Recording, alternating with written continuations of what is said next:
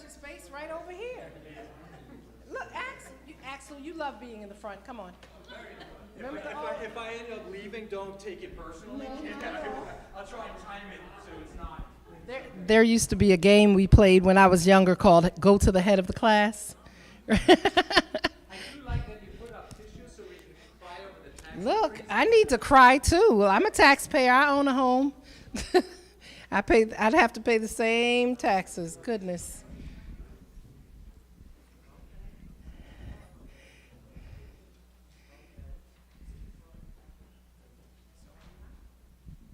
Good evening, everyone. Thank you so much for coming out for a budget conversation. You know, we chose to do this year this way because when you just do the budget hearing, it doesn't give me an opportunity to respond to questions that you might have and for us to have a dialogue because it literally is a hearing. And myself, the comptroller, and the city council president who make up the board of estimate, we sit, we might give opening remarks, and then we just hear your comments, and we take notes, and then we make adjustments to the budget. This is a much more dynamic back and forth dialogue conversation, whereas I can kind of present what we're speaking about, and then hear some of your questions and concerns. And Eric, I don't know if you can kind of also be a scribe so you can get some of the questions, or I don't know, who can I ask to be a scribe? Kristen, can you need a pad? I have a pad here. Okay. You have a pad? I brought a nice fresh pad.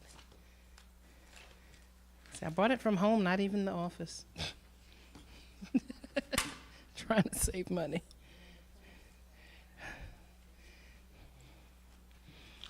Okay, so actually I'm gonna probably hang out over here. Does that work for you, Hassan? Because this way I can look at the group. We have 2 more people coming in. Ladies, if we're gonna ask everyone to come forward, so if you could just encourage them to come forward, I'd appreciate it. So yes, we're here tonight to talk about the 2023 budget. As it stands right now, this is a draft estimate. The first thing that we have to do is present a draft. Over the next 2 weeks, between the budget hearing and of course, definitely after the budget hearing, we're looking every day for ways to either increase revenue or decrease expenses so that we can make some changes in between the draft and then the one that we send forward to the city council. So we'll take your concerns and your questions into consideration and know that we're working on making changes each day as we speak. So if you can go to the first slide. Can everyone see this clearly? Or if I need to turn it a little bit, but you can see it? Okay, so as you can see, our budget is $144,117,495. It is comprised of 47% of the budget is made up of salaries. That is a $730,000 increase over last year's salaries, and I'll explain that. The benefits, debt and miscellaneous items make up 43% of the budget. That is a $6,021,068 increase over the 2022 budget. And our appropriations, which are your office supplies, some small equipment, furniture, things like technology and all of our different software applications that we have to pay annual enrollment fees for. All of that is in that, and that is 10% of the budget. And if you work for any corporation, they kind of generally call that OTPS, right? So that's your basic operating, and that is $13,689,197, up $117,088 over last year. So those are the 3 main areas that comprise the budget. If we can go to the next slide. So the total benefits breakdown. So as I said, in the benefits area, that really comprises 43% of the budget. And when we're looking at that, 41% of it being health and dental insurance. That's a mandatory expense that we have right now. 23% being the state retirement system, 8% Social Security. As you can see, workers' compensation, debt service or bonds that we currently have out for like the YMCA and a few other things that we're paying off. That's the debt service. And then there's miscellaneous, which is 19%. Okay, next slide. So here are some of the budget expenditure assumptions. As you saw, I said 43% of the budget was that benefits and miscellaneous. And in that is $4.8 million that was added for union judgments for the fire and Teamsters union. The fire department received a judgment for a 14% increase, and that was a memorandum of agreement or a stipulation agreement that was entered into in April of 2019, never budgeted for 2020. Of course, the union had spoken to the then mayor, then the interim mayor, and when I came in as mayor, they brought the same stipulation of agreement to me, and it wasn't anything that I could really even negotiate with them because we did not have access to financials. They went and they received a judgment, and the judgment was for the 14%. The judge said that the mayor had the right to enter into a contract. Whether it was done the way we would prefer it to be done internally or not was of no issue, and so they were awarded that. That award came to about $1.9 million annually in increased salaries for the fire department, and it turned into $6,204,543 in retro. And in order for us not to experience that full impact in 2023, we are doing everything, working very closely with our controller. If we can give him a hand for a minute, because trust me, we need to. We are making the first of 3 retro payments in 2022, and that will be about $2 million, just a little bit more than $2 million. The remainder of the $6.2 million will be paid in 2023 in a retro payment of $4,138,430, and the agreement is that we'll make the first payment in December of this year. The second third of the payment will be made in June of 2023, and the final payment in December of 2023. And that's how that went. The Teamsters Union. The Teamsters Union, right now we have budgeted into the 2023 budget, $709,393. The Teamsters received a reopening clause in November of 2015 under Mayor Davis at that time. That reopening clause was reconfirmed in January or February of 2016 under Mayor Thomas. But nowhere in 2016, 17, 18, 19, or ever was any of that money budgeted for. So the Teamsters did the same thing as the fire union. They went and they got a judgment, and because it was signed and it was agreed to as a reopening clause by 2 mayors, they received that judgment. And so that total judgment, I'll show you how much that total judgment cost us in a while. It's not on this one, but we had to go back this year. In 2022, we paid the increase. It was a 3.75% increase, 3 3/4. Was it 3 1/4 or 3 3/4? I think it was about 3 3/4. Yeah, it was like 3 3/4, and that was a reopening agreement to give them parity with what the police and the fire unions had received back in their 2013 to 2017 contract. So we paid the 3 3.75% increase in 2022 and added that into their 2022 salaries, and then we went back and paid 2013 to 2017 in 2022 as well. We will make the 2018-2021 retro payment. We will pay 50% of this in December of this year again of $7,709,393, and we will pay the balance in 2023. Another major driver of the increase in our tax rate is a $3 million increase in our medical insurance.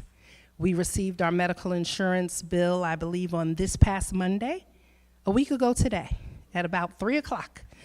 We received the new invoice from the state with a 14% increase, overall 14% budgeted increase, and so that took us from $22 million a year in medical insurance to $25 million a year. That was a major gut punch that we took 1 week ago today. And I don't know if it was Chris McDonough or someone else, they said we might need to look at moving to a March, at April 1st annual budget cycle, because some of the major numbers that we need from the state we get after our budget is already supposed to be out. And so that might be something we need to look at. So another increase that we're seeing in our expenditures is in the fire department. So last year, if you were to look in your budget, you'll see we put $1.427 million for increased salaries. That cost really came out to $1.9 million. So that extra 400 and some odd thousand is shown in fire department salaries this year, along with their step increases based on that new 14% increase. And then we budgeted more realistically for their overtime. Their overtime is really budgeted right now at about 25% of what the overtime actually is. It's been critically underfunded. It was criticized by the state comptroller. We're not bringing it up to the right level, but we are increasing it to bring it a little bit more into line with reality. And then also the retired disabled firefighters. There are several of them. And so there was about a $100,000 increase to those retired disabled firefighters because they do receive the same 14% increase that the active duty firefighters received. So that was a total million, not just $1 million in salaries, but it was $1 million in salaries, overtime, and disability payments to disabled firefighters. Public Works, $700,000 increase in salaries. That was not budgeted last year, again, with that 3.34% going back to 2013 compounded year over year, came up to about $700,000. And then we also moved the seasonal workers from seasonal, because they're all year round and we're paying medical, to full-time. And that's where we are with that. Next slide. So this right here just shows you how when you have to go back and pay retro, and that retro is compounded. So the 4% that the firefighters received retroactively in 2018 was almost $600,000. And then with the additional 4% on top of their new salaries, it came to 1.274. Another 3% in 22 on top on 2020 on top of that brought it to 1.883. And then 2021, 2.447448. So that is what brought us to the $6,204,543.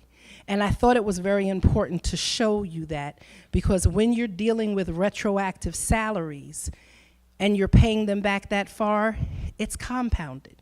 You're not just paying 14% going forward, you're paying each year the additional and the increase going backwards. And that's important for not just this conversation, but another part of our discussion. Next slide. This is the Teamsters.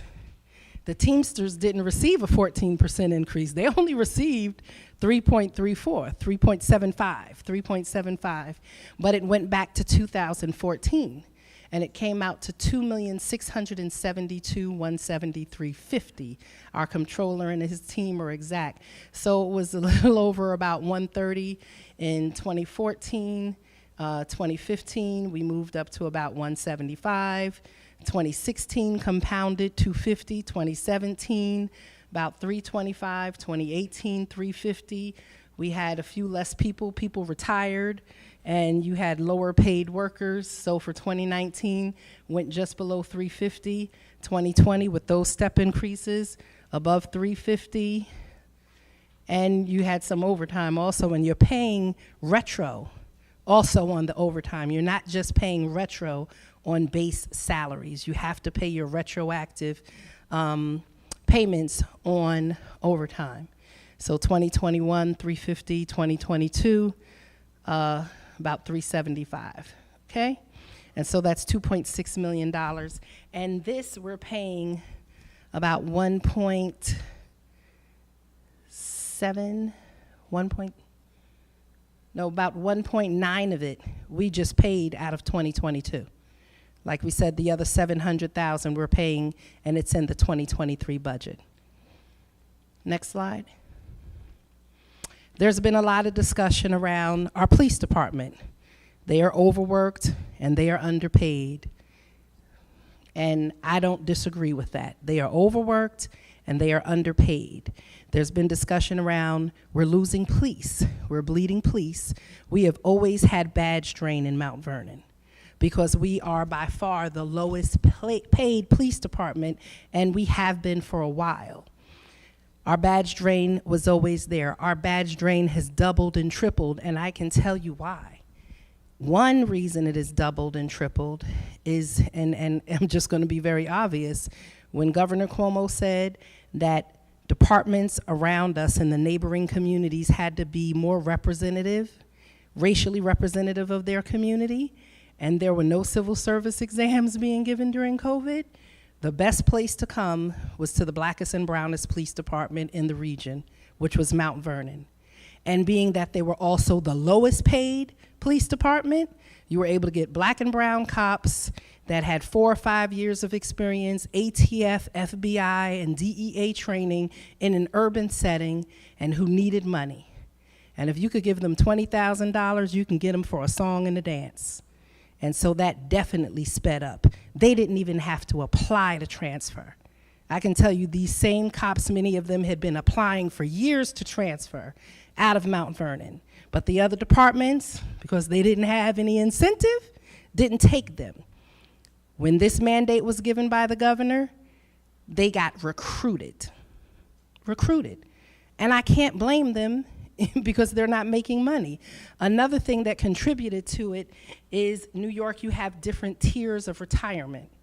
You have different tiers in retirement. And so now in tier 5 and tier 6, which are our police officers who've come around in the last 5 to 6 years, they can only contribute 15% of their overtime to their retirement. Whereas in your earlier tiers, 100% of your overtime could go towards your retirement. And so in Mount Vernon, you had low pay, high overtime, it balanced out your salary, right? So you had a little bit more incentive to stay, you were doing more urban policing, and police who want to police like that type of environment.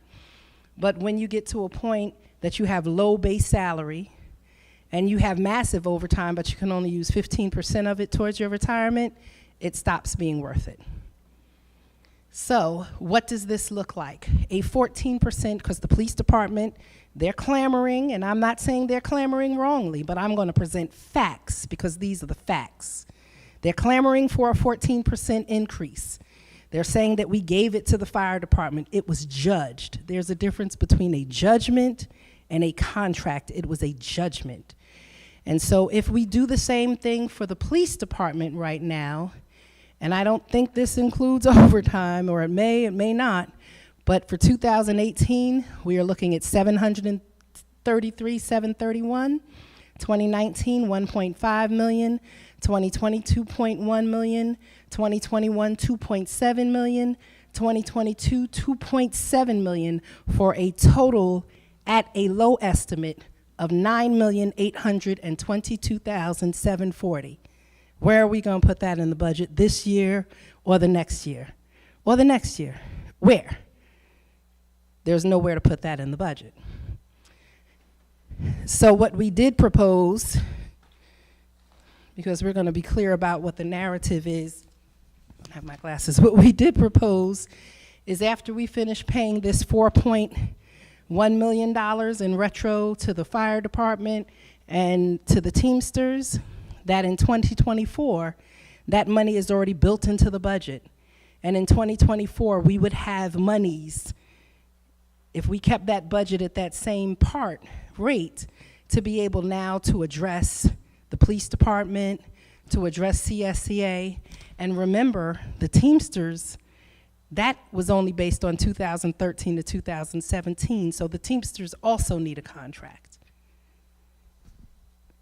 So the 7% that we proposed for the police for 2024 would come out to 1.86, or 1.846, I don't have on my glasses, and for 2025, it would be an additional these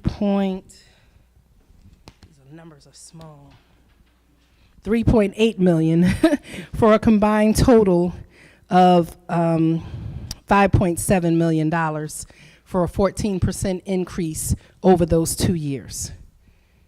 I can present those and put those numbers out there. But this is what the police situation looks like. If we were to go and give them 14% and give them retroactive, then this is the low estimate of what we would have to pay.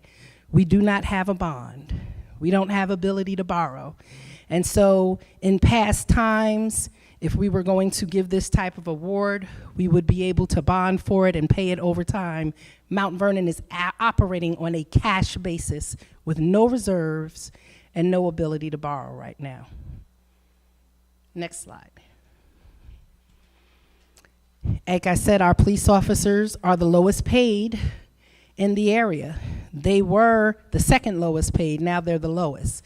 We were able to go to the New York City cop shop. People came to us as the cop shop to get cops. We were able to go to New York City. New York City just got their new contract, and so now their salaries and their steps exceed ours. But this can kind of just let you know, in the fourth year, you have Westchester County cops making about $118,000 a year.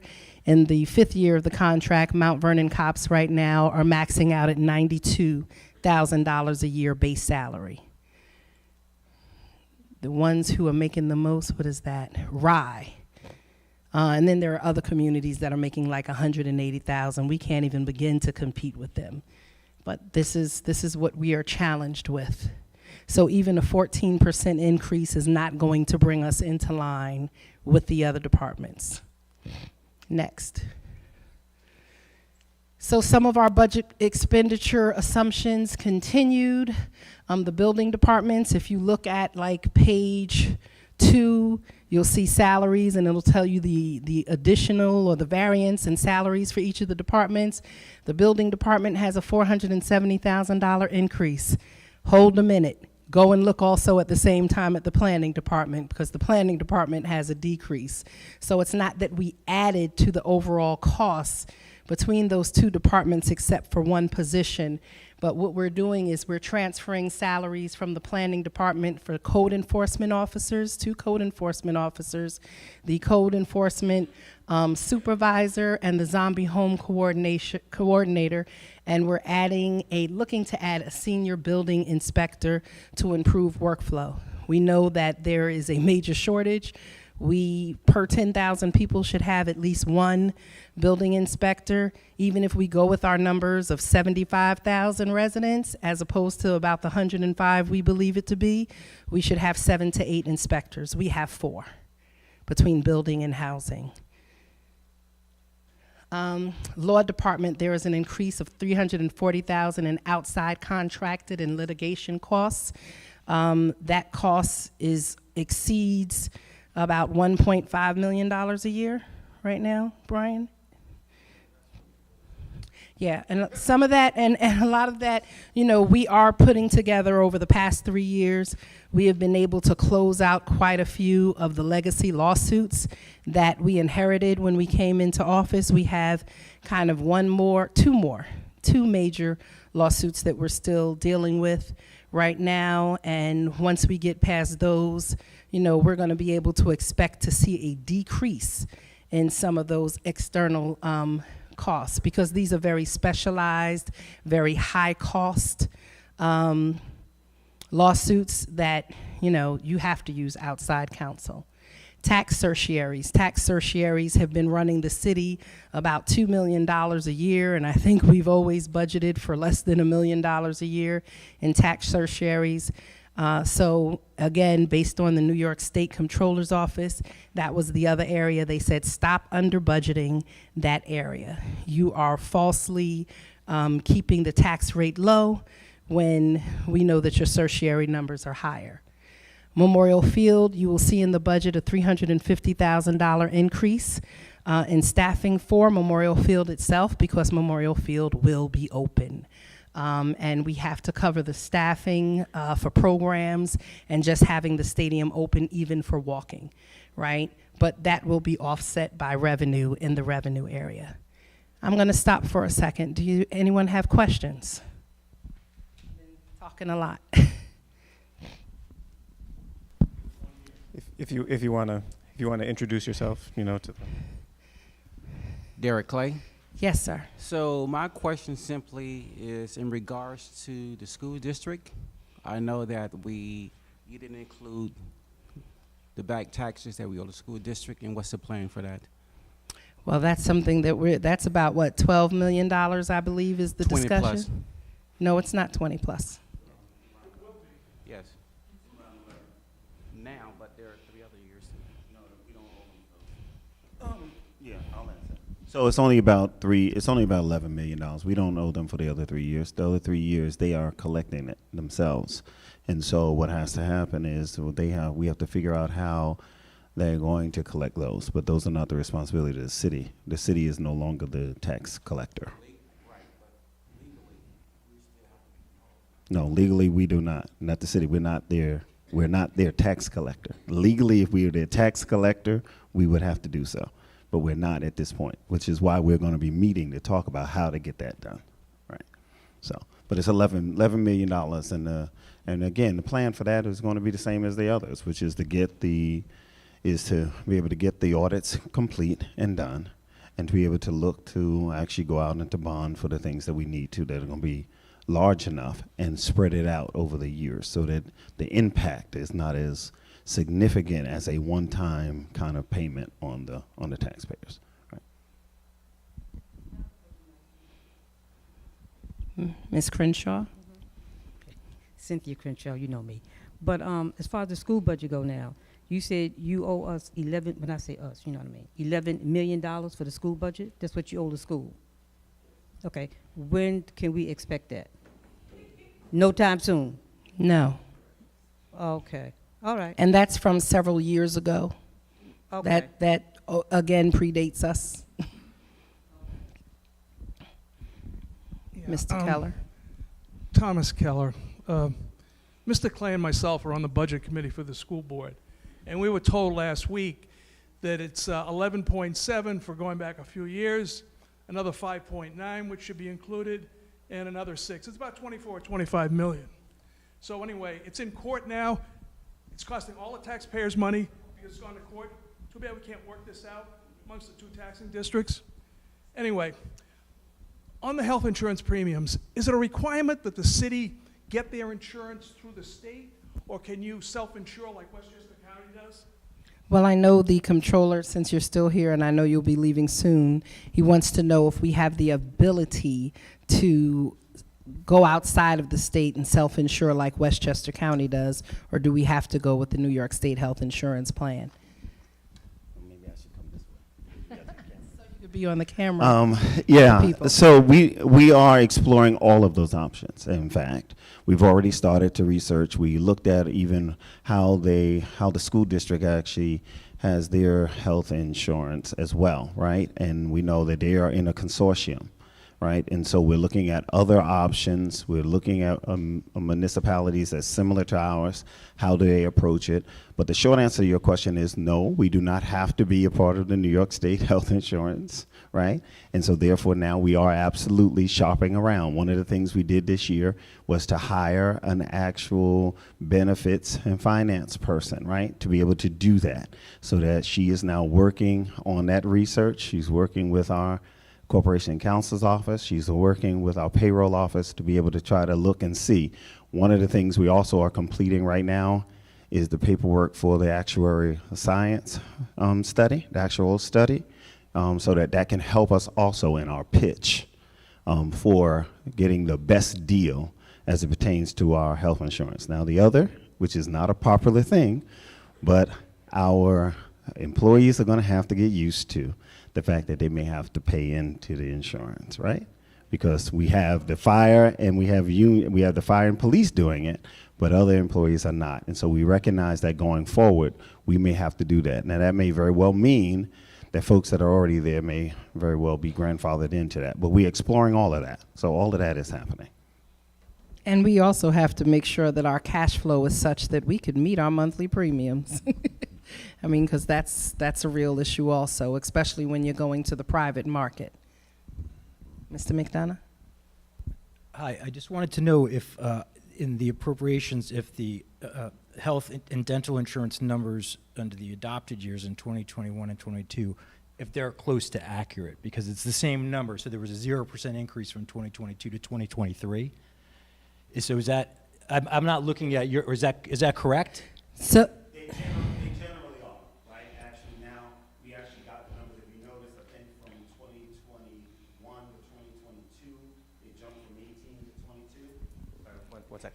Yes. I want us to all stay on the mic as much as we can, because while we're all talking in here, there's a stream as well. Sorry.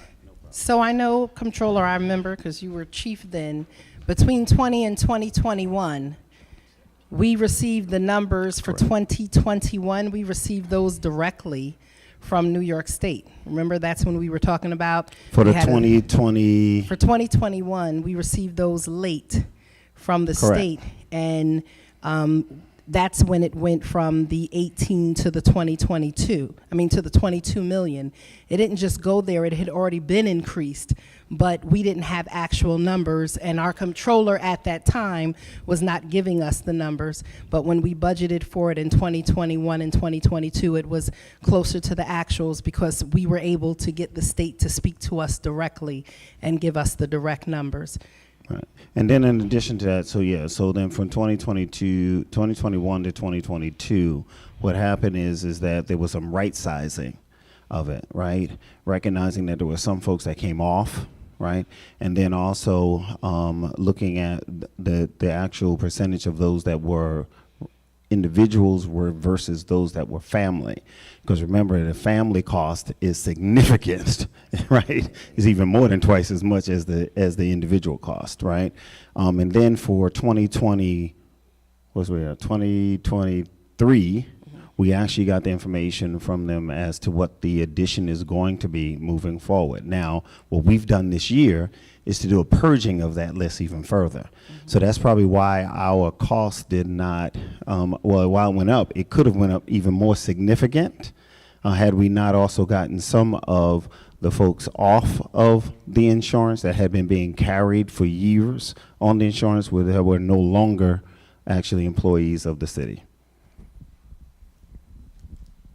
So thank you for the purge, because that's very real. I mean, we were carrying people who hadn't worked for the city for years because there had not been any audit.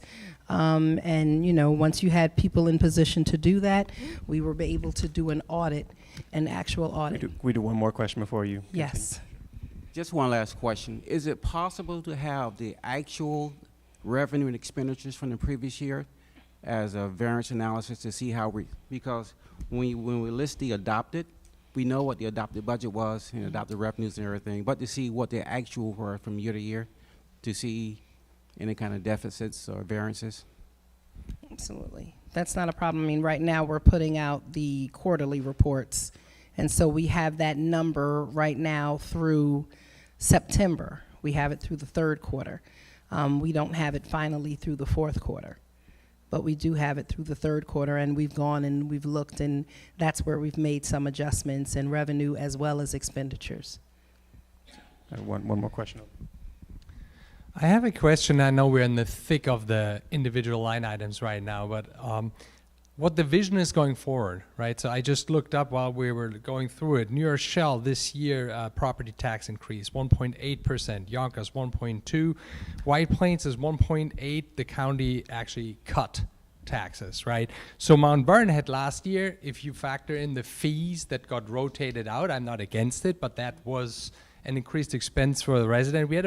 I had about 10% last year. This year we are looking at what, 6, 7, 5%? I don't remember the exact number. 7.63 7.63%, right? I mean, where do we go from there, right? I mean, we are raising taxes like crazy compared to the surrounding communities every year. And I would be okay if the services and the overall appearance of the city would improve. But if we're already spending 90% of all expenditures on salaries and benefits, that's most probably not going to work, right? So I'm interested what the vision is, right? Well, I have some of those slides. Excellent. Further. I'm looking forward to that. Because that Absolutely. is the big, I mean, how do we go forward from this? That we don't have to do this every year and have these really like And- substantial tax increases. And trust Thank me, you. it's not politically popular to introduce fees. But like you said, New Rochelle and White Plains and Yonkers, Portchester and Peekskill had those type of increases. But New Rochelle, White Plains, Portchester, Peekskill, and Yonkers have had refuse fees for 10 to 15 years, and we have not. They've had sewer fees for 10 to 15 years, and we did not. And so that's one of the things that I did institute last year. But we're going to look at fund balances and tax increases and how those correlate, okay, as we go forward. Next slide. And so this is just showing you the appropriation increases.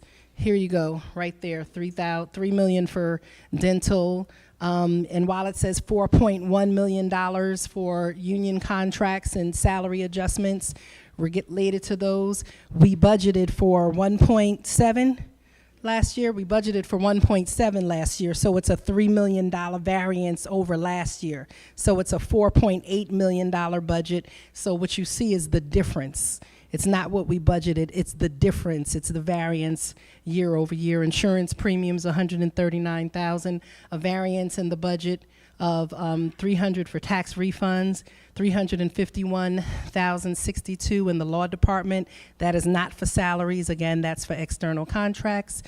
Department of Buildings, $470,000, only one position added in there. Fire department was $1,079,000, and that was the $500,000 that we under budgeted in our estimated 14% increase in salaries last year, and then the changes to overtime step increases, as well as the retired disabled salary firefighter benefits. Next slide. So, again, if you look at our major cost centers for salaries, 33% of our budget without the 14% increase goes to the police department for salaries. With the 14% increase, fire at 28%, DPW is 18%, the rest of the city is 21%.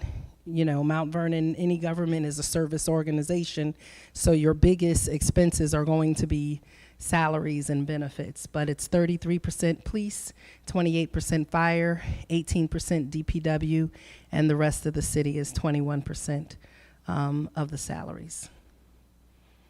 Next. So key areas of increase, right? When we're talking about, we're not talking about taxes, we're talking about revenue. So key revenue assumptions, there's an overall increase in revenue of $1,350,000 approximately. Key areas of increase, $1.5 million in sales tax revenue. We're going from $25.5 million in sales tax revenue to a budgeted $27 million in sales tax revenue. We have seen an increase, and a lot of that comes from our IDA and our economic development departments pushing and working with our community, with our merchants. Actually, after COVID, Mount Vernon saw the quickest rebound in our sales tax revenue of any community in the state. All right, because we worked with our merchants to get them back open. Yes, we lost businesses, but we did not lose businesses at the same percentage rate as communities around us. We added $1 million in Memorial Field revenue that's based on programming, rental fees, and contracts that we're bringing into Memorial Field. We have a $270,000 increase in permits and fees based on, the one extra staffer, the building inspector, but really OpenGov. We know that we have a very archaic building department system, very paper-based.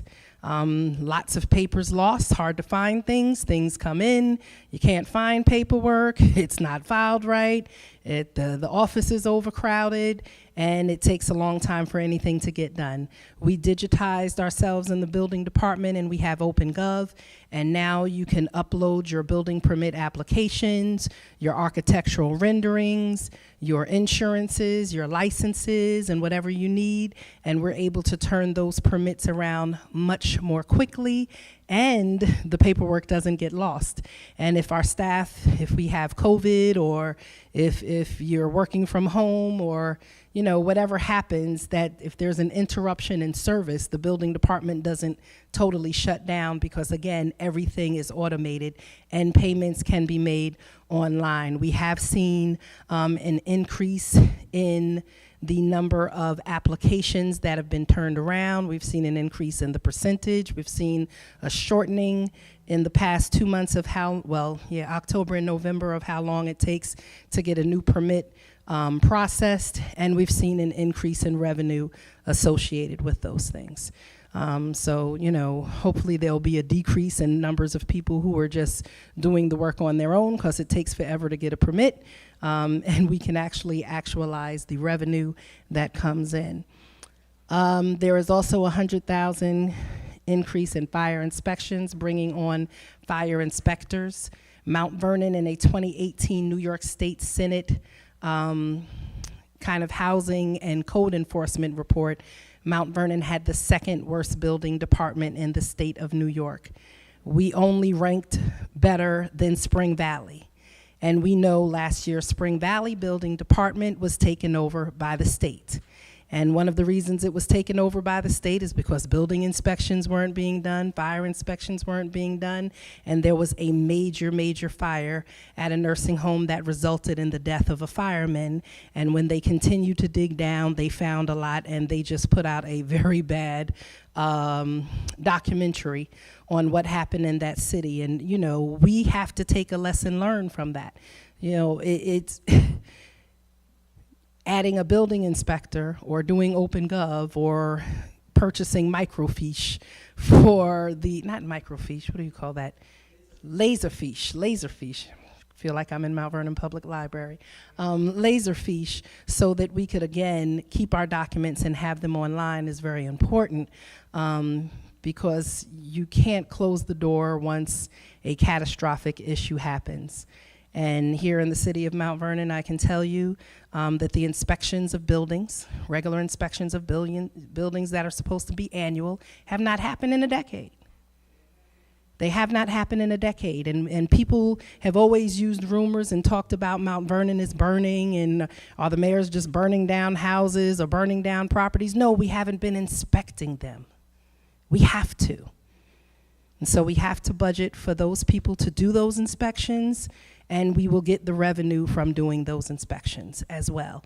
And then it'll be preventative maintenance and making sure that the property owners, residential, commercial, everyone, are keeping their properties at better standards, because our properties are too close to each other, and when there's a fire, those fires can easily leap from one home to the next, and we just can't afford that.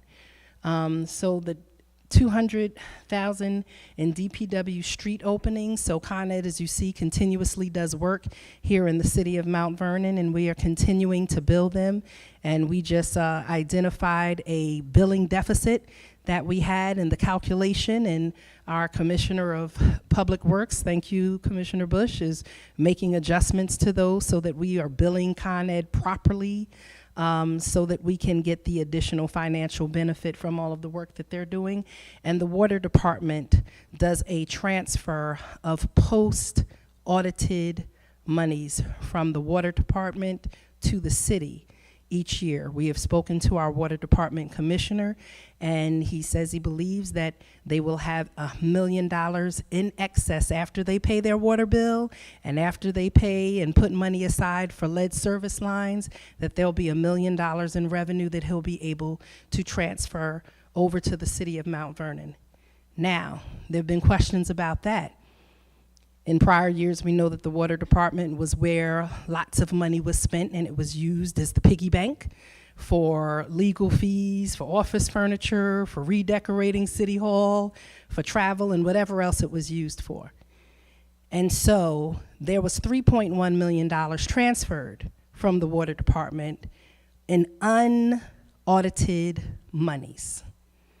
And when you went back and you realized what the profits were, one year it was $77,000. So how do you transfer $1 million from the water department when the profit was $77,000?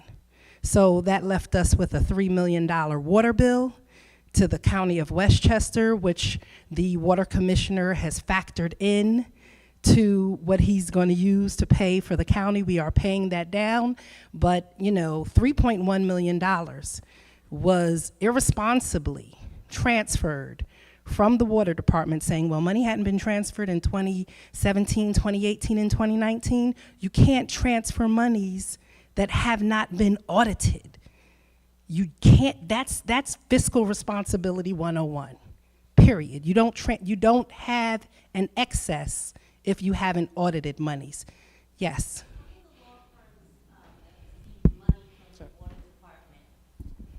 Hi, everyone. Tricia Fraser. Gave the city a check for $136,000 back. Were we able to recoup money from the other law firms that received monies from the water department? Mr. Brian? That's a good question. So, there was a lawsuit that was filed, and what happened is the judge let the attorneys out of the lawsuit. That left former Mayor Thomas, that left Larry Bakari and Damon Jones as the remaining defendants. What should have happened, rather than file a lawsuit, because it's very difficult to prove when you have missing documents from the water department, you don't just file a lawsuit, right? You got to be able to give documents when they ask for documents. The appropriate, most prudent thing was to file an insurance claim. In January 2020, we filed an insurance claim.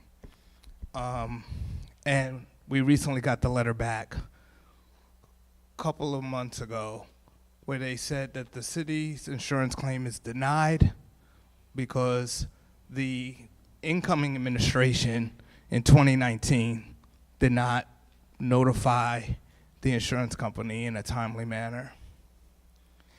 They also claim that the city committed insurance fraud by not telling them about the claim.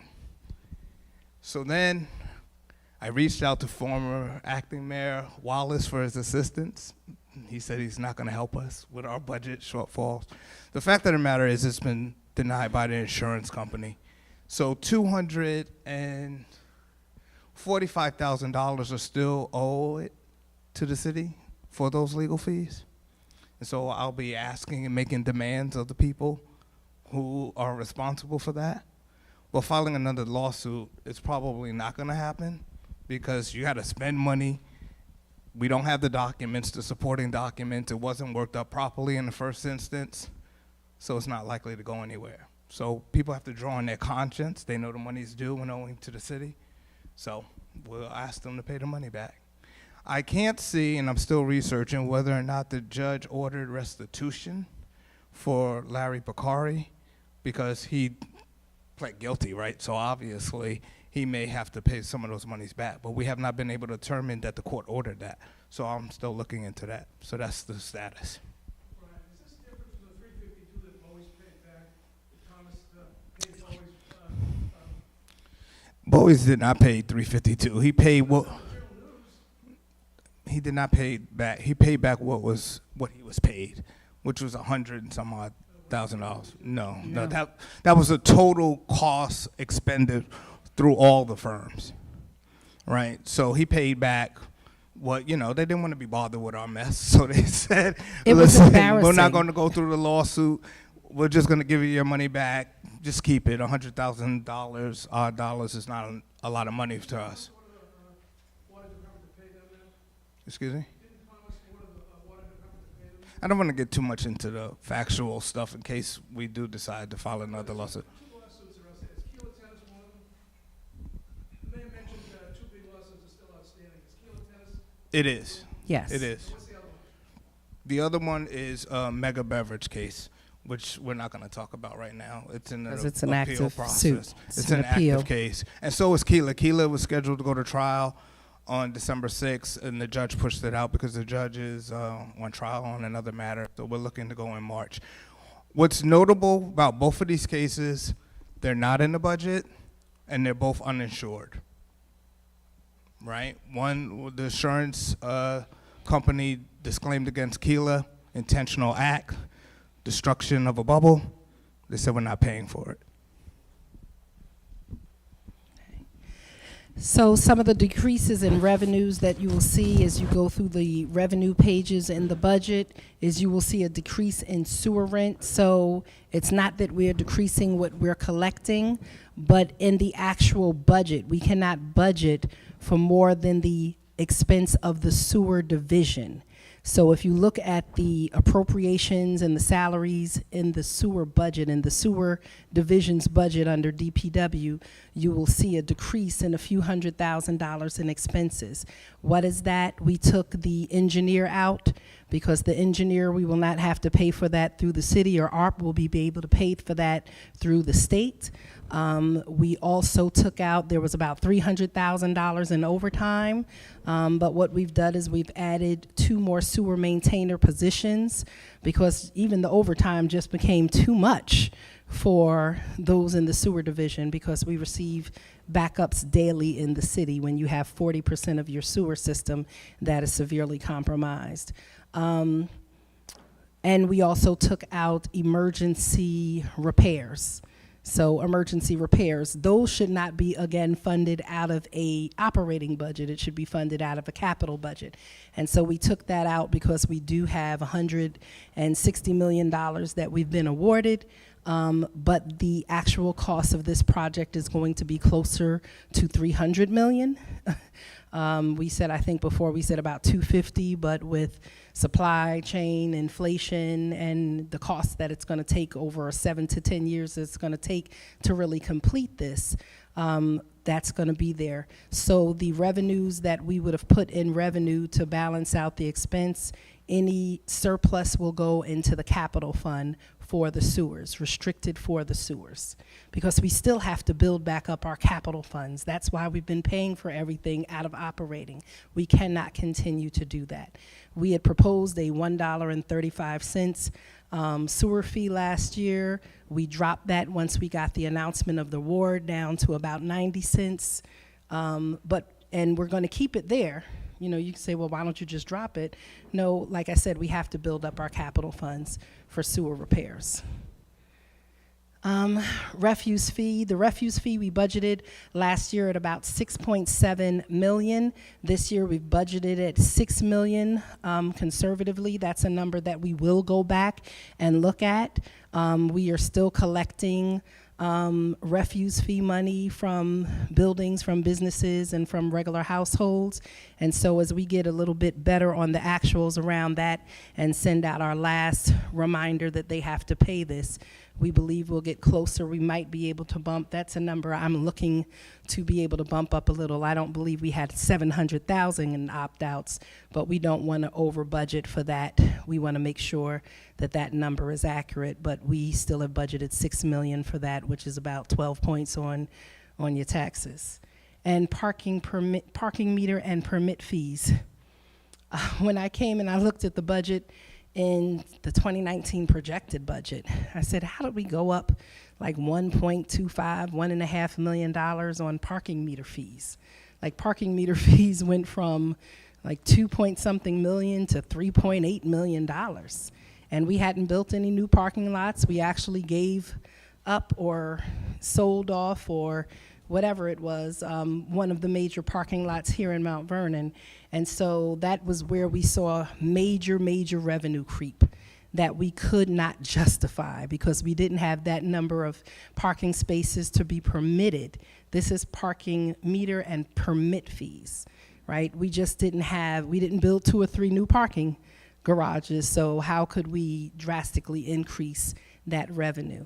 You know, I have people now saying, oh, well, you know, this tax increase is too much, just put 100,000 here, put 300,000 here, just kind of put phantom money in the budget and miss it next year and then lay off people at the end of the year or don't pay your bills like we've done in the past few years because we don't have that cash flow. And so we're really, again, going to go through with a fine-tooth comb and see where we can make adjustments in revenue here and adjustments in expenses there. But those are some of the major revenue expenses. But still, it comes out to a 1.35% increase in revenues overall, even with the adjustments we've made. Yes, sir. I'm sorry. Thank you. My name is Alexander Malloy, and I just have to say something about this place here. I've been living in Mount Vernon for quite a while, and I have to tell you, in the summertime, I was driving my car, and I was in Mount Vernon. Let me explain to you, I love Mount Vernon. And as I was driving my car, I come straight up Gramerton, and I went into Fleetwood. Then I was going into Bronxville, and it seemed like the neighborhood was changing. And it was getting better as I was leaving Mount Vernon. And I happened to stop my car and turn back around and drove back to Mount Vernon. And I'm hurt because why our place where we live at, we pay so much taxes and it looks like garbage. And I live on North 10th Avenue on Valentine, right from the police station and City Hall. And if you want to bring in revenue, I clean up, that's not even my house, that's my landlord. And every day I'm out there picking up garbage, and I'm cleaning the street. And people come here and drive their car, and then they park it there, and they leave, and they go to work. So I don't understand, if they want to bring in some revenue, some people can't even find a parking spot because they live there. Give them a permit to park right in their area. Also, if they want that particular spot, that spot right there, charge them $45 or $60 just for that spot with their license plate here on the top on the 2 poles, and they'll pay for that spot. 2 hours limited for people that don't live there. Let the traffic people come around, put a chalk on their tire. If they still there, then you give them a ticket. You'll see that. That's what they need You're to do. You're gonna see some of that in here as we talk about how do we get revenues going forward, and that's something that we would have to also do through the state. Please. Yes. I see this So- man. I see this man the other day. The whole place looked good, and he parked his car right there, and he took his garbage, and he put it right on the floor. And I walked up. I said, "Let me ask you something, sir." Now, I'll probably just take everybody's time. No, I it's said, Let me okay. ask you something. I said, "Look where you at. Just look at this. Look at this whole block is clean. Why would you take your garbage?" No respect. I said, "Could you mind pick it up?" And not only that, for the summertime, you see all these little teenagers out here running around. The elderly people that's retired, they can't even sit down because the young kids is all over the place. You want to bring some revenue with those teenagers? Give them a job. You know what kind of job? Right where they live at. You know what you having them do? Pick up garbage, everything that's not on the floor, cigarette butts, whatever. And when they do that, when they do that, and when they finish, and when they come outside and play, and their friend throw that piece up, they say, "Yo, man, we got to pick that up the next day. Don't do it." And the place stay clean, because they'll go to Canada, people go all over and say, "Oh, what's so beautiful it is." And they won't throw it on a piece of paper, but they come here and the garbage right there, and they throw it right Us in our own neighborhoods, yes. So we don't pick up more garbage in Fleetwood than we pick up in other parts of the city. There has to be pride in the neighborhood. A, that's part of it. B, one of the challenges that we have noticed is less than 50% of the homes, the residential homes in Mount Vernon now, are owner occupied. They're rented.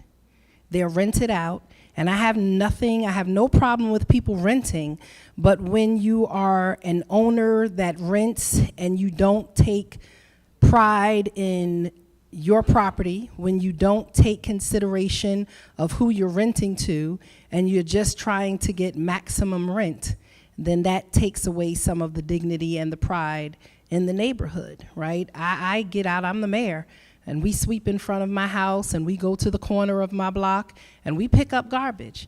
And I see people doing it in other places, but each of us, it's kind of like a rock your block. Everybody has to take some pride in their block, and I want to commend you for having the heart, but also having the emotional intelligence on how to approach that person, right? Because some people say, I want to say something, but I don't want to get into a fight, or I'm afraid that that person might hurt me, or I don't know what to do. But you had the ability, you know, and you were frustrated enough, but you did it in a way that was not threatening and didn't result in some other type of altercation.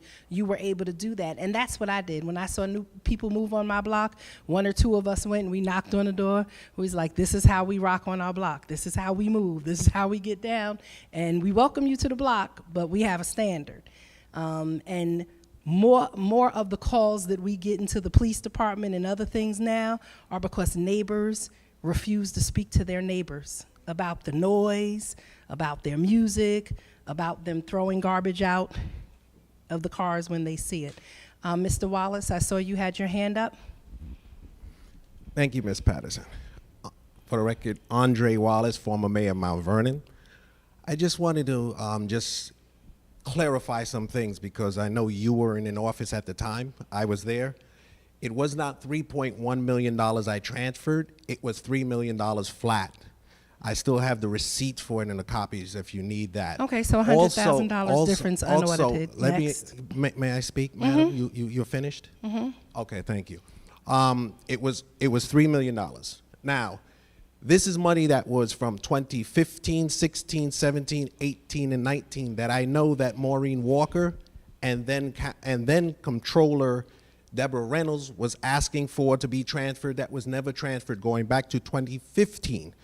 We did the work. It was a little more than $5 million in that account when I got there. There was 7 accounts, okay? We went through all the counts. This is what the water department said they had, and they needed to be transferred.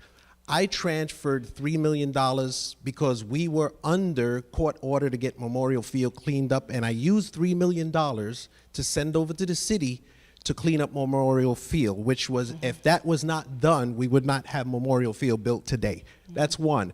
Two, when I look at your budget, it says for this year, you got $1 million coming in.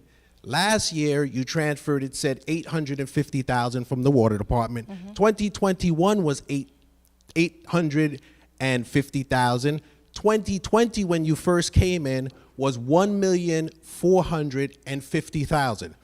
That all totals up in those 3 years with this projection of $4.15 million. I know you've been using it for salaries and hires as we transferred over. I've been using it for Memorial Field, which was done correctly. May I finish? Okay, that's to settle Memorial Field, because I want to make sure that's clear.